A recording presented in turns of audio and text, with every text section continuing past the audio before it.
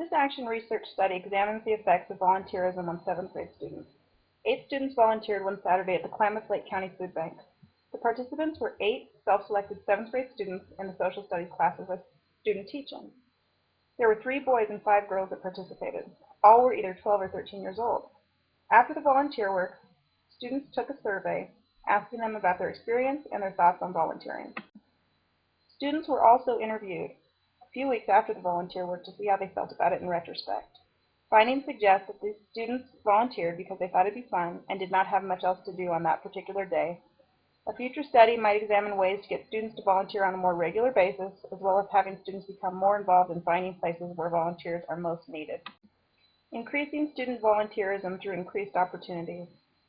I asked students in 2 of the 7th grade classes I student teach for if they'd like to volunteer at the food bank on Saturday, November 7th. The majority of the students were very enthusiastic.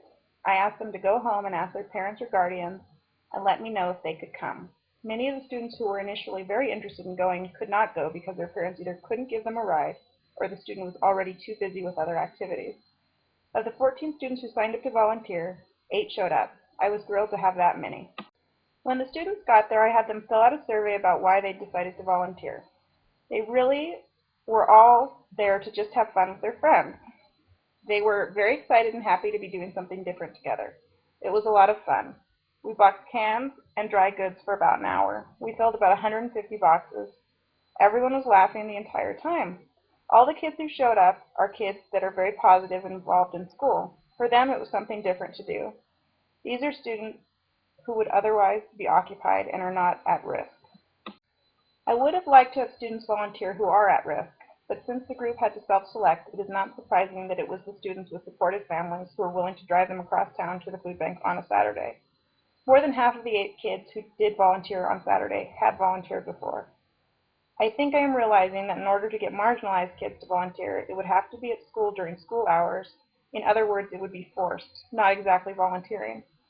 In the era of No Child Left Behind, there is concern that social studies education is being left behind, and with that idea, the idea of citizenship as well. In What Does It Mean to Be a Citizen? Defining Social Studies in the Age of Marginalization and Globalization, Hefner writes about today's public educational climate. Emphases are placed on reading, writing, mathematics, science, and technology skills.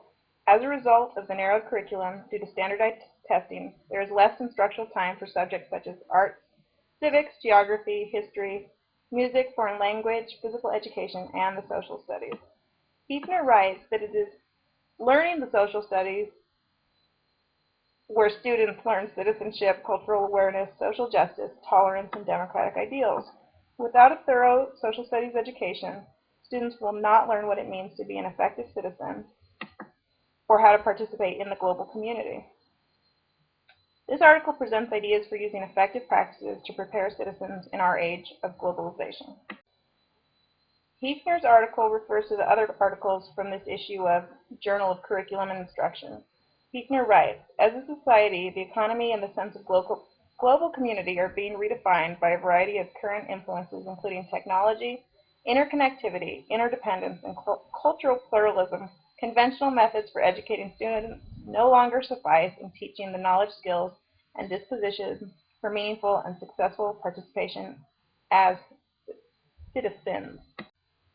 All the articles Hefner writes refers to bring together curricular exemplars for fostering global awareness and to question our existing civics education.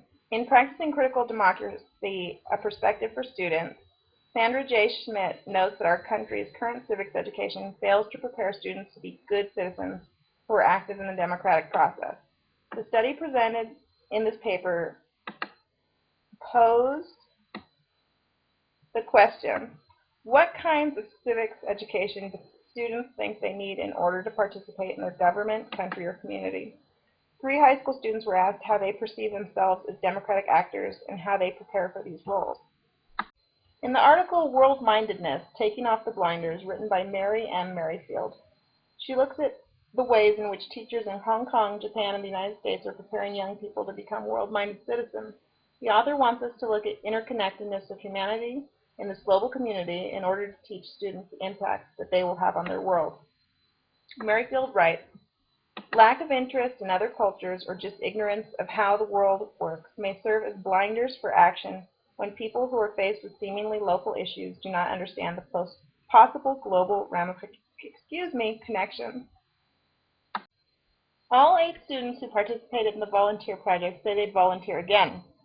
One student has asked several times since we did that when we were going to volunteer again. All students said if they had the time and opportunity, they would volunteer as much as they could.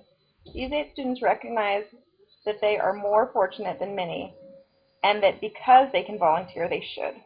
The students who participated all do well in school and had the resources to get to the food bank on their own. All students enjoyed themselves and said their main reason for volunteering was to spend time with friends. If I were to do another action research project on volunteerism, I would hope to design this project in a way that would get more low-income and more minority students to participate. I think more students would be able to participate if the volunteering went on at their school on a weekday afternoon.